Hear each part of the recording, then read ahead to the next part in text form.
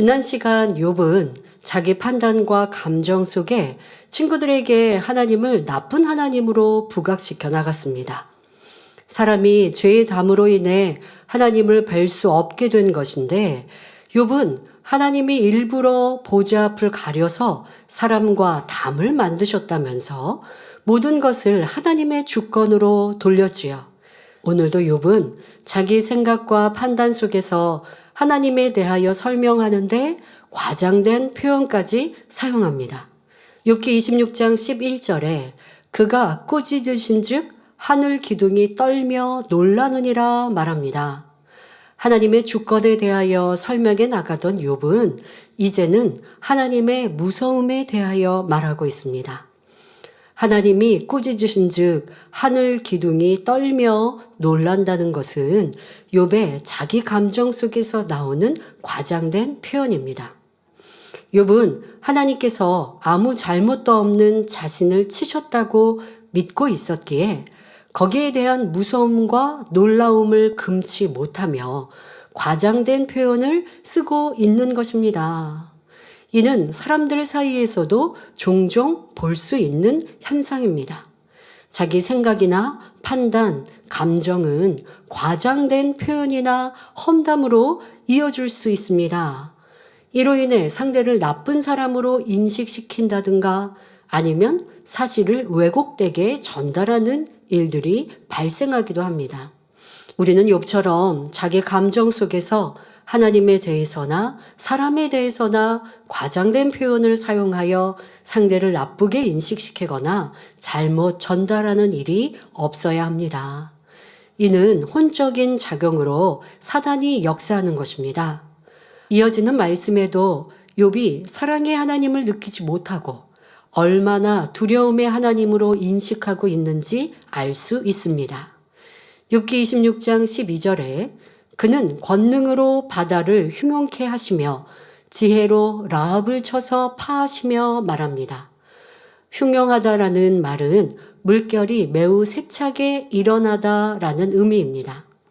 욥은 하나님께서 권능으로 바다의 거친 파도를 일으킨다고 말하고 있습니다. 여러분은 바다를 연상할 때 무엇이 떠오르는지요?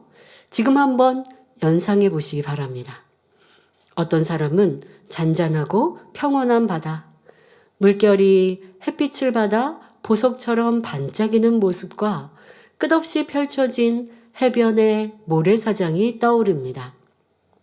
또 어떤 사람은 웅장한 바다 가운데 일렁이는 거대한 파도와 해안에 부딪혀 생겨나는 새하얀 물줄기를, 또 어떤 사람은 푸른 바다 위로 요요히 떠가는 돛담배와 갈매기, 혹은 저녁 놀 속에 붉게 물든 수평선의 아름다움을 생각합니다. 지금까지 말씀드린 장면들은 대부분 바다를 동경하거나 바다에 대한 좋은 느낌과 추억을 가진 사람들이 떠올리는 장면이지요.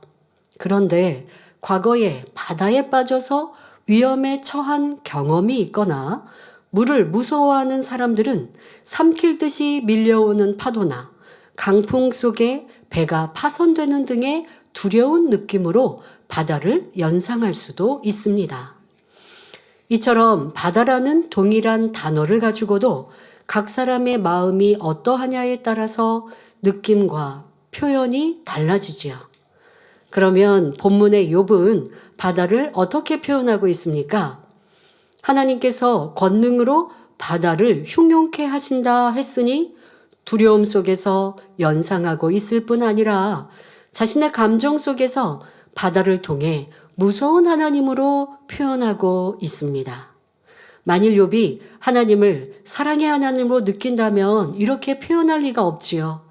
욥은 의인인 자신을 하나님의 주권 속에서 엉망으로 만드신 것처럼 바다의 흉용함 또한 하나님의 무서운 권세 아래 이루어지는 것이라고 믿는 것이지요. 그러나 이는 욥의 감정 속에서 나온 생각일 뿐입니다. 하나님께서 바다를 창조하셨지만 바다의 흉용함이나 잔잔함은 하나님의 권세로 움직이는 것이 아니라 바람과 구름과 함께 자연의 섭리 속에서 일어나는 현상입니다. 이러한 자연 현상을 마치 하나님의 권세로 일으킨 것처럼 돌려서 원망해서는 안 되죠. 마음이 선한 사람은 자연 만물을 보면서 하나님의 능력과 신성을 느끼며 하나님의 뜻을 깨달아 바른 표현을 합니다. 그러면 본문에서 지혜로 라합을 쳐서 파한다는 것은 어떤 의미일까요? 욥기 9장 13절에 하나님이 진노를 돌이키지 아니하시나니 라합을 돕는 자들이 그 아래에 굴복하겠거든 했는데, 여기서 라합은 애굽을 의미한다고 말씀드렸습니다. 이를 뒷받침해주는 말씀을 찾아보면 이사야 30장 7절에 내가 애굽을 가만히 앉은 라합이라 일컬었느니라 했고, 이사야 51장 9절에 라합을 점이시고 용을 찌르시니가 어찌 주가 아니시며 말씀합니다. 그러니 본문에서도 라합은 애굽을 의미합니다. 또한 애굽은 영적으로 세상을 의미합니다.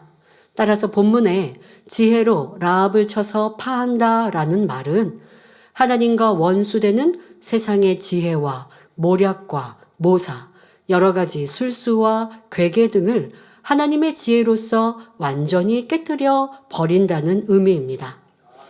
그런데 욥이 본문에서 하나님의 지혜로 라합을 쳐서 파한다라는 말을 한 이유는 자신은 의인이고 지혜가 많다고 생각했기 때문입니다.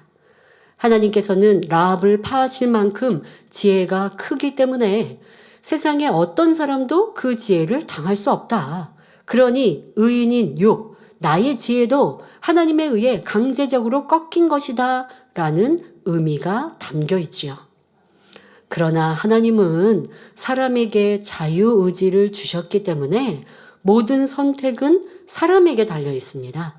만일 하나님께서 강제적으로 주권을 행사하여 사람의 지혜를 파하신다면 인간 사회에 악의 지혜나 모략, 악한 술수 등이 없어야 할 것입니다. 하지만 세상에 선만 존재하는 것이 아니라 온갖 악의 모략과 술수가 난무하는 까닭은 사람이 자유의지에 따라 선 또는 악을 선택하여 이를 이루어가기 때문입니다. 로마서 6장 23절에 죄의 삭은 사망이요 하나님의 은사는 그리스도 예수 우리 주 안에 있는 영생이니라 말씀한 대로 자유의지 가운데 죄를 선택한 사람은 사망의 길로, 예수 그리스도를 선택한 사람은 영생의 길로 가게 되는 것입니다. 물론 하나님께서 사람의 죄악에 대하여 전혀 관여를 안 하신다는 것은 아닙니다.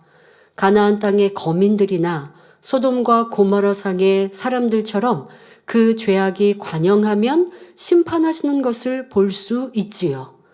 그러나 이때도 하나님께서 주권적인 강제성을 띠는 것이 아니라 정확한 공의 가운데 하나님의 지혜로서 악을 소멸해 가시는 것입니다. 이어지는 본문을 보면 욥기 26장 13절에 그 신으로 하늘을 단장하시고 손으로 날랜 뱀을 찌르시나니 말합니다. 그 신으로 하늘을 단장한다는 것은 하나님의 능력으로 펼치신 하늘의 아름다움을 말하고 있습니다. 끝없이 높고 넓은 하늘을 보면 광대함과 아름다움을 느낄 수 있습니다. 청명한 아침 하늘에 밝은 햇살이 비치는 모습이나 해질녘에 붉은 노을빛으로 물든 하늘은 너무나 아름답지요.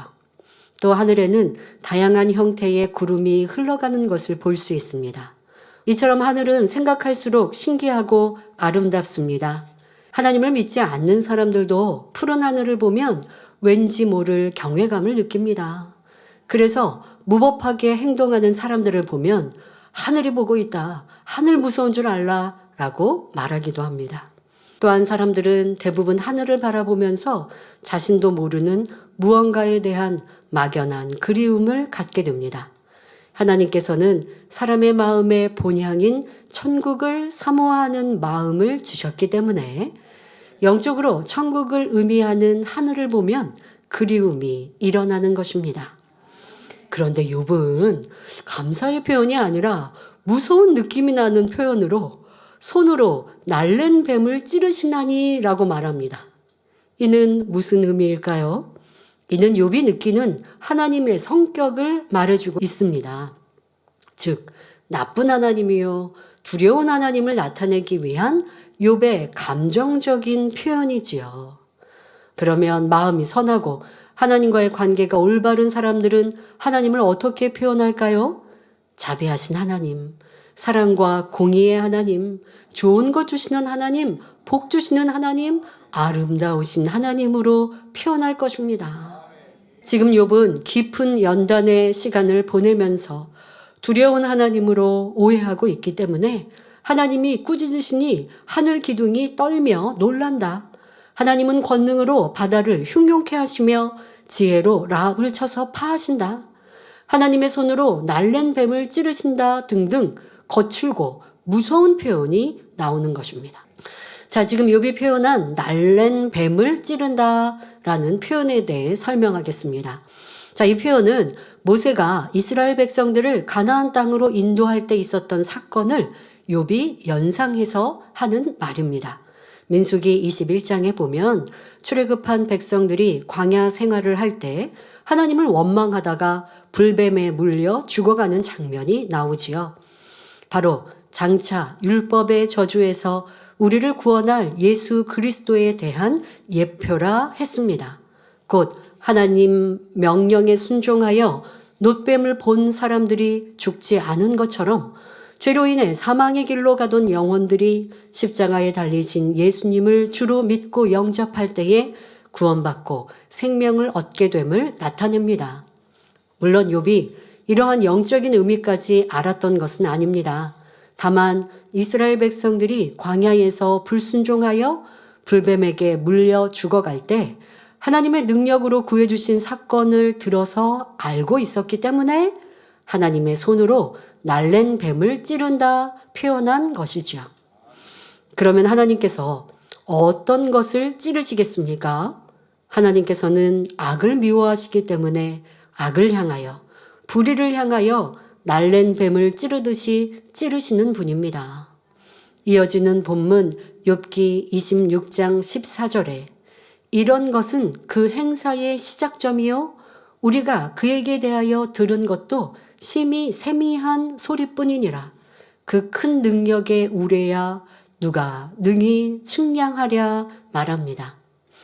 욥이 지금까지 한 말들은 시작에 불과하며 하나님의 관에서 들은 것도 심히 세미한 소리에 지나지 않는다는 말입니다.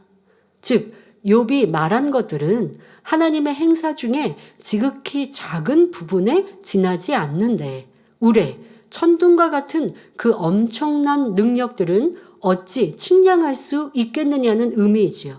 그러니 14절의 욥의 말은 하나님께 영광 돌리기 위해 하는 말이 아니라 자기 판단 속에 과장하는 말임을 알아야 합니다. 옛날 사람들은 번개가 번쩍이면서 천둥 소리가 나면 몹시 두려워했습니다. 욥도 자기 감정 속에서 두려움의 하나님을 표현하려다 보니 큰 능력의 우레라는 표현을 하면서 엄청난 과장과 판단의 말을 하고 있는 것입니다. 마태복음 5장 37절에 오직 너희 말은 옳다, 옳다, 아니라, 아니라 하라. 이에서 지나는 것은 악으로 쫓아나느니라 하셨습니다. 자기 입장에서 다른 사람을 판단하면 안 됩니다. 얼떨결에나 혹은 자기 감정과 판단 속에 혹은 내가 믿는 누구에게 들었기 때문에 말을 전하는 것이 아니라 자신이 확인하여 정확한 사실을 말해야 하는 것입니다. 그런데 어떤 사람은 습관처럼 상황을 과장하거나 축소하여 말합니다. 예를 들어 자신이 좋아하는 음식을 상대가 많이 먹어서 조금밖에 안 남았을 경우 다 먹어버렸네 또는 하나도 안 남았네 라고 표현하죠. 그런가 하면 어떤 사람은 말을 전할 때 반드시 넣어야 할 내용을 빼거나 반대로 자기 생각 속에서 추측한 내용을 보태서 말합니다. 그러나 우리는 말 한마디도 정확하고 진실하게 하는 습관을 들여야 합니다. 또 현대사회에서는 거칠고 세속적인 용어들이 흔하게 사용되고 있으므로 성도님들은 이러한 풍조에 물들지 않도록 주의하시기 바랍니다. 그러면 우리가 정확하게 말을 전달하려면 어떻게 해야 할까요? 무엇보다 마음의 진실함을 이루어야 합니다. 마음이 진실하면 자신의 생각에 맞춰 상황을 판단하지 않고 말을 정확히 전달하기 때문에 신뢰와 사랑을 받습니다. 그러므로 불같은 기도로 진실한 마음을 이루어 베드로전서 4장 11절에 만일 누가 말하려면 하나님의 말씀을 하는 것 같이 하고 말씀한 대로 무슨 말을 하든지 오직 하나님 말씀을 하는 것 같이 진실만을 말하는 복된 성도님들이 되시기를 주님의 이름으로 축원합니다.